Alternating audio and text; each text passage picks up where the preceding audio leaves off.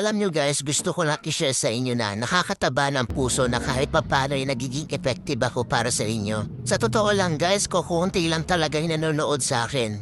Yung magkaroon lang ako ng 200 views tsaka 10 hearts, masayang masaya na ako nun. Obvious naman na small TikToker lang ako. Hindi katulad ng ibang influencer dyan na mga sikat kung makabenta ay sobrang dami. Pero ako guys, kahit ganyan lang yan no, ang saya-saya, promise. Kahit ganyan lang guys, feeling ko hindi ako napanghihinaan ng loob. Kumbaga, tuloy-tuloy lang. Enjoy lang sa TikTok. Sana naman sa mga mahilig mag-check out dyan, sana lang ma-appreciate nyo din kami mga small TikToker na gumagawa ng mga original content. Hayaan nyo na yung mga influencer, mayayaman na yun. Yung tipong sila naka-iPhone 14. Yung mga video camera nila, gaganda. Tapos ako naka-Realme. Ang labo pa. Support niyo naman ako guys as a small TikToker dito na gumagawa ng original content. Sana ma-appreciate niyo po ang mga video ko. Salamat!